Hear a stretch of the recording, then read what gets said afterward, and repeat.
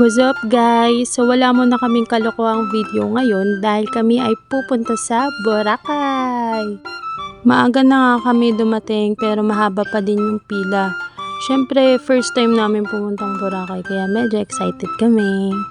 Pagkatapos nga namin mag-check-in ay naglakad-lakad din kami at naghanap ng pwede naming tambayan kasi sobrang aga namin. Tignan nyo pa yung isa, pakapi-kapi lang. Sabi ko mag-video-video kami, 'di ba? Kasi memories to eh. Pero kain pa more.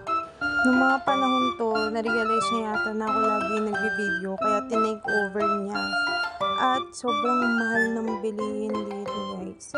Kaya kung gusto nyong umalis or may pupuntahan kayo na kailangan ng eroplano, tips ko lang sa inyo is magpakabusog na kayo sa labas. Dahil yung isang kopi ko blanca dito is 80 pesos na. Biruin nyo. Habang nag-aantay nga kami ay tinitignan rin namin kung anong gate number kami at kung anong oras yung boarding para syempre hindi kami malate, 'di ba? First time eh. Andito na nga pala kami sa gate kung saan namin inaantay yung eroplano na maghahatid sa amin sa pupuntahan namin. Habang nandito kami, ayan, tamang tingin-tingin lang din kami sa labas sa mga eroplanong dumadating. Sobrang ganda nila. Sa mga nagtatanong pala kung magkano yung airfare namin is 500 pesos base fare lang siya. So makikita nyo lang siya sa website ng Cebu Pacific tapos check nyo doon kung ano yung mga seat sale nila. Sobrang biglaan lang din kasi nitong lakad namin. Yung tipong napagdesisyonan lang namin nung panahon na yun, nung oras na yun mismo. Mas maganda kasi na nagta-travel ka hanggat kaya pa ng oras at katawan mo. Kasi hindi mo na mababalik to eh. Hindi mo na mababalik yung mga panahon na to.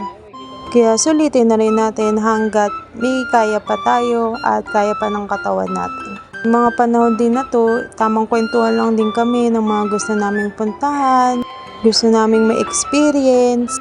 Siyempre, masaya din ako kasi siya yung kasama ko pumunta sa mga unang lugar na pupuntahan ko eh. Ano ba yan? Ay, diba? Sakto yung reaction ko dyan. Siyempre din kasi sa relasyon, kailangan nyo lang din ng quality time, ng bonding. Kailangan nyo din gumawa ng masasayang memories. Kasi naniniwala kami na yung pera bumabalik, pero yung oras hindi na. Kaya enjoy mo hanggat kaya mo pa, hanggat bata ka pa. Diba? YOLO, you only live once. At pasakay na nga kami sa eroplano. Kaya like and follow for more videos. See you sa part 2.